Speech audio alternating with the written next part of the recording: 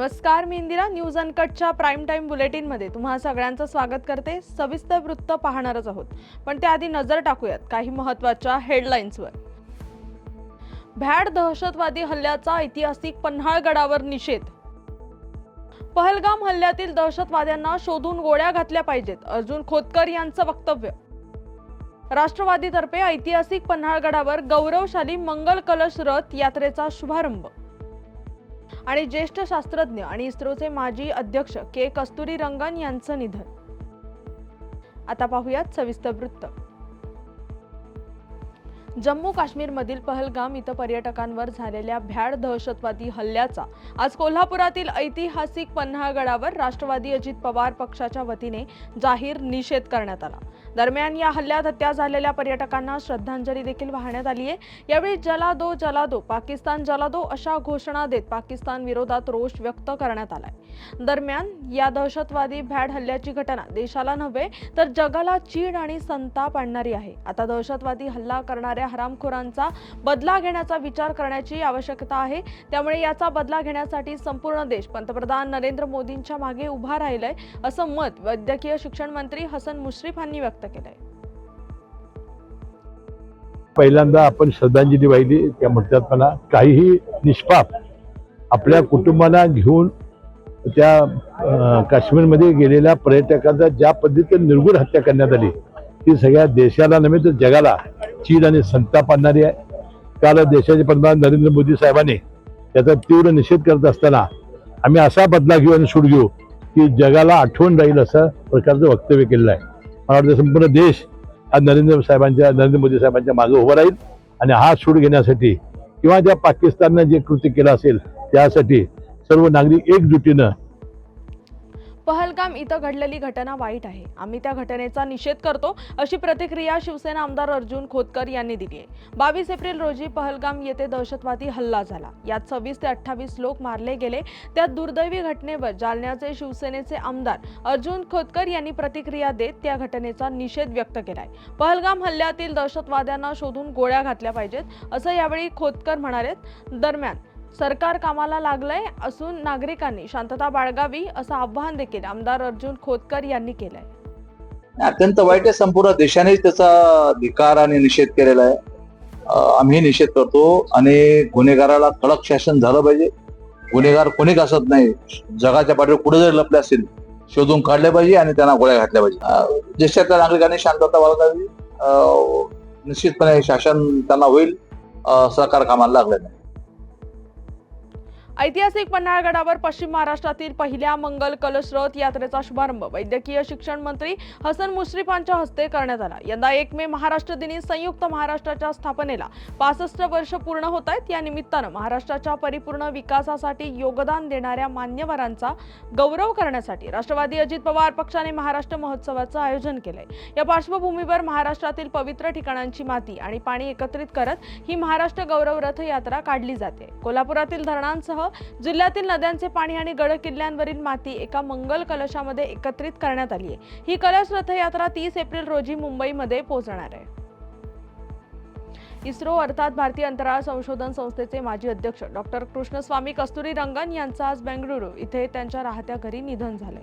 ते 84 वर्षाचे होते. ते 1994 पासून 2003 पर्यंत इस्रोचे मुख्य प्रमुख म्हणून कार्यरत होते. कस्तुरीरंगन यांनी PSLVच्या विकासात महत्त्वाची भूमिका बजावली आहे. तसंच त्यांच्या कार्यकाळात चांद्रयानासारख्या मोठ्या मोहिमांचं नियोजन करण्याची सुरुवात झाली होती. पाकिस्तानची मुजोरी वाढली आहे. आता पाकिस्तानला धडा शिकवण्याची वेळ आली असल्याची प्रतिक्रिया भाजप आमदार बबनराव लोणीकर यांनी दिली आहे. 22 एप्रिल रोजी पहलगाम येथे दहशतवाद्यांनी हल्ला केला.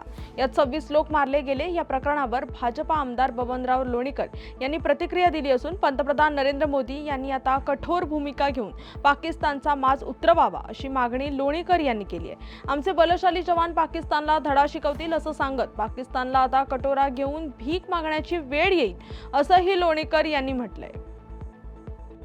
भारतातल्या पहलगाम या भागामध्ये पाकिस्तानच्या अतिरेक्यांनी 26 हिंदूंची हत्या केलेली आहे. त्यांना ठार मारलेलं आहे. पाकिस्तानचा माज, मस्ती, मुजोरी वाढलेली आहे आता पाकिस्तानला धडा शिकवण्याची वेळ आलेली आहे. देशाचे पंतप्रधान आणि केंद्र सरकार यांनी आता कठोर भूमिका घ्यावी आणि पाकिस्तानचा माज उतरवला पाहिजे. देशाचे प्रधानमंत्री यांनी देशातले जवान, देशातलं सैन्य यांना आता पूर्ण अधिकार दिलेले आहेत. ताकदीनं पाकिस्तानच्या विरोधात कारवाई करण्यासंदर्भात संपूर्ण स्वातंत्र्य दिलेलं आहे. पाकिस्तान हा भिकारचोट देश आहे आणि या भिकारचोट देशाला बलशाली असणाऱ्या भारताबरोबर लढाई करणं, युद्ध करणं परवडणार नाही. या पाकिस्तानचा माज मस्ती उतरवण्यासाठी आमचं बलशाली सैन्य, बलशाली जवान मैदानात उतरून पाकिस्तानला धडा शिकवतील. पाकिस्तानला कटोरा घेऊन आता भीक मागायची वेळ येईल. आता पाकिस्तानला नेस्तनाबूत करण्याची हीच वेळ आहे. आज पुण्यात काउन्सिल हॉल येथे पुणे जिल्हा नियोजन समितीची बैठक झाली. यावेळेस उपमुख्यमंत्री अजित पवारांनी माध्यमांशी संवाद साधला. अनेक आमदार आणि खासदार यांनी विधायक सूचना केल्या. कामाचा दर्जा चांगला राहण्यासाठी अधिकाऱ्यांनी आपली जबाबदारी चांगल्या पद्धतीने पार पाडावी यासाठीच्या सूचना दिल्याची माहिती अजित पवार यांनी दिली आहे. 13 तालुक्यातल्या आणि माझ्या दोन्ही शहरातल्या 21 आमदारांनी भाग घेऊन निर्णय घेतले असल्याची माहिती अजित पवार यांनी दिली आहे. ही माझी डीपीडीसी उरकलेली आहे. अतिशय खेळीमेळीच्या वातावरणामध्ये सकाळी 9 ते दुपारी 11:30 पर्यंत 2.5 तास डीपीसी चाललेली आहे. अनेक खासदार, अनेक आमदार, अनेक लोकप्रतिनिधींनी विधायक सूचना केलेल्या आहेत. एकंदरीत कामाचा दर्जा चांगला होण्याच्या करता एकंदरीत महत्वाचे प्रश्न हे ज्या त्या अधिकाऱ्यांनी त्यांच्यावर टाकलेली जबाबदारी व्यवस्थितपणे पार पाडण्याच्या करता जे निर्णय घ्यायचे होते ते निर्णय आज आम्ही सगळ्यांनी मिळून जिल्ह्याचं प्रतिनिधित्व करत असणाऱ्या सर्व 13 तालुक्यातल्या आणि माझ्या दोन्ही शहरातल्या 21च्या 21 आमदारांनी भाग घेऊन ते केलेलं आहे. बातमीपत्रात वेळ झाली आहे छोट्याशा विश्रांतीची. लगेचच परत येऊ. तोपर्यंत पाहत राहा न्यूज अनकट.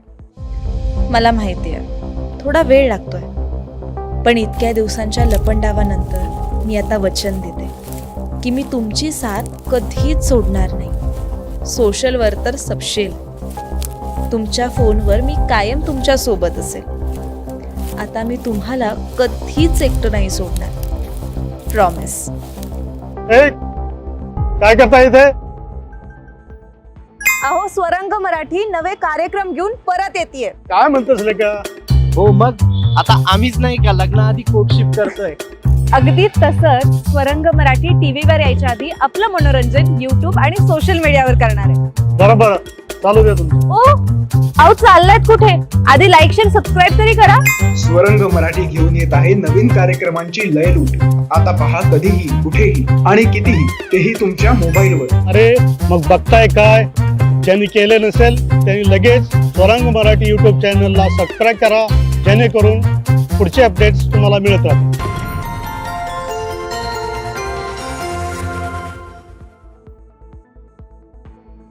बातमीपत्रात पुन्हा एकदा स्वागत. आता पाहूयात उर्वरित काही महत्त्वाच्या घडामोडी.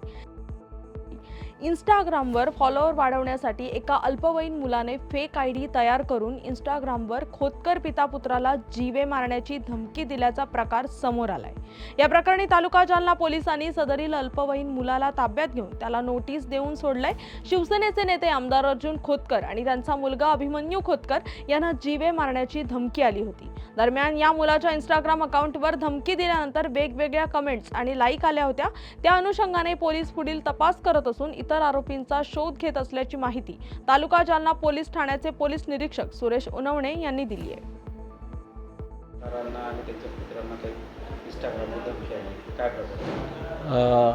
अभिमन्यू खोतकर यांच्या फिर्यादीवरून काल दिनांक 24 रोजी CR नंबर 274/25 प्रमाणे गुन्हा दाखल आहे. सदर गुन्ह्याचा तपास API पाटील साहेब करत आहेत. सदर गुन्ह्यामध्ये इंस्टाग्रामवरून इनडायरेक्टली काही टॅग केलेला आणि व्हिडिओ केलेले असे धमकी वजा व्हायरल झालेले होते व्हिडिओ. त्यावरून सदरचा गुन्हा दाखल केलेला आहे. त्यावरून आपण एक आरोपी ची माहिती मिळाली असता तो ताब्यात घेतला आहे, पण त्याचं वय कमी असल्याने तो 15 वर्षाचा जुवेनाइल आहे. तर त्याला नोटीस देऊन त्याच्या वडिलांच्या ताब्यात दिलेला आहे. त्यांनीच बोगस एक स्क्रिप्ट तयार केलेली होती आणि त्याच्यावरूनच ते अपलोड केलेलं होतं. त्यावर ते काही कमेंट्स आलेल्या होत्या. त्यामध्ये आपल्याला 4-5 जणांच्या IDs मिळालेल्या आहेत. त्यामुळे बाकीच्या आरोपींचाही शोध घेणं चालू आहे. काश्मीरमध्ये झालेल्या भ्याड दहशतवादी हल्ल्याचा निषेध करत धारूर तालुक्यातील मुस्लिम समाज बांधवांनी एकजूट दाखवत शांततामय आंदोलन केलं. शहरातील सर्व प्रमुखांकडून मस्जिद येथे काळ्या पट्ट्या बांधून दहशतवादाविरोधात तीव्र निषेध नोंदवण्यात आला. या निषेध आंदोलनात मुस्लिम समाज मोठ्या संख्येने सहभागी झाला होता. सर्वांनी एकमुखाने दहशतवादाचा निषेध करत देशात शांतता, एकता आणि बंधुतेचा संदेश दिलाय. या ठिकाणी प्रथमतः या भारत देशातील मुस्लिम समाज, महाराष्ट्रातील मुस्लिम समाजाच्या वतीनं जे काश्मीरमध्ये जे हल्ला झाला त्याचा प्रथमतः या ठिकाणी आम्ही मुस्लिम समाज महाराष्ट्राच्या वतीने प्रथमतः या ठिकाणी आम्ही निषेध करतो. आणि या ठिकाणी मी सांगू इच्छितो की आज पूर्ण भारत देशामध्ये आज जुम्माची नमाज आणि शुक्रवारच्या नमाजच्या नंतर या ठिकाणी मुस्लिम समाजाच्या वतीनं पूर्ण महाराष्ट्रामध्ये, पूर्ण भारत देशामध्ये या ठिकाणी जो भ्याड हल्ला झाला, या ठिकाणी त्या भ्याड हल्ला करणाऱ्या यार जमात या ठिकाणी आम्ही मुस्लिम समाज या ठिकाणी जाहीर निषेध करतो. तलावांचा जिल्हा अशी ओळख असलेल्या गोंदिया जिल्ह्यातील तलावांची तसेच धरणांची पाणी क्षमता वाढवण्यासाठी जिल्ह्यात यावर्षी गाळमुक्त धरण आणि गाळमुक्त शिवार योजना राबविण्यात येते. या संदर्भात गोंदिया जिल्हाधिकारी कार्यालयात कार्यशाळेचे आयोजन करण्यात आलं.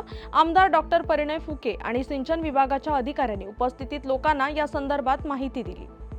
तलावांमध्ये गाळ वर्षानुवर्ष गाळ जे साचल्यामुळे तलावांची क्षमता कमी होत आहे, कुठेतरी सिंचनाची त्या माध्यमातून क्षमता कमी होत आहे. आणि म्हणून यावर्षी मी या संदर्भातली एक लक्षवेधी सूचना केली. विधानसभेच्या वेळेस या विधान परिषदेमध्ये ही एक लक्षवेधी सूचना केली होती आणि त्याची दखल माननीय फडणवीस साहेबांनी घेतली आणि त्यांनी संबंधित विभागाचे मंत्री आणि संबंधित विभागाच्या सचिवांना निर्देश देऊन भंडारा आणि गोंदिया जिल्हा वॉर फुटिंगवरती सगळे गाळमुक्त धरण झाले पाहिजे, गाळमुक्त तलाव झाले पाहिजे, याच्याकरता त्यांनी तसे निर्देश दिले आणि निधी देण्याचं त्यांनी आश्वासन दिलेलं आहे, जोही निधी याला लागणार त्याच्यासाठी. आणि आता आपण ही योजना आपण संपूर्णतः पुढच्या 5 वर्ष ही चालवणार आहे.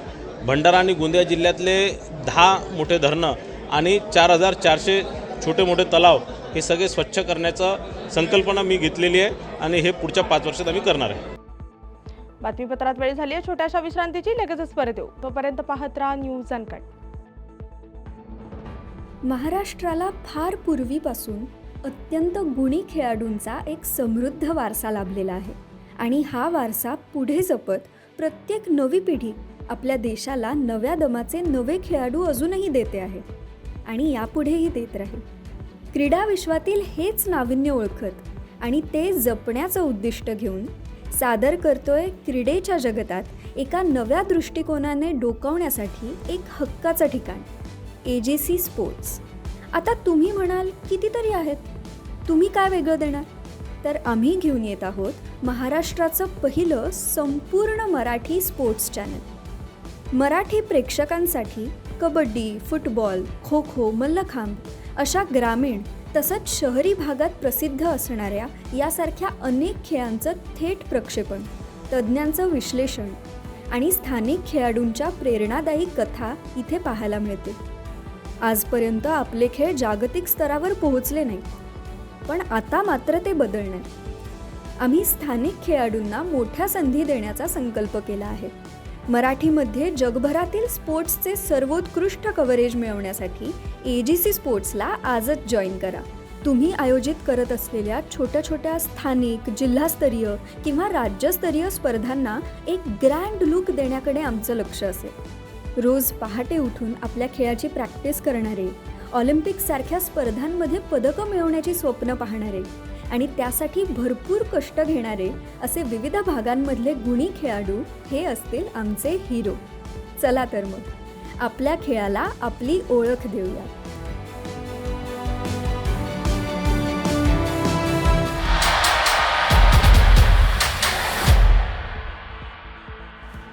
बातमीपत्रात पुन्हा एकदा स्वागत. आता पाहूया उर्वरित काही महत्त्वाच्या घडामोडी. भंडारा जिल्ह्यातील तुमसर नगरपालिकेच्या डोंगरगाव डम्पिंग यार्डला आज पहाटेच्या सुमारास अचानक आग लागली.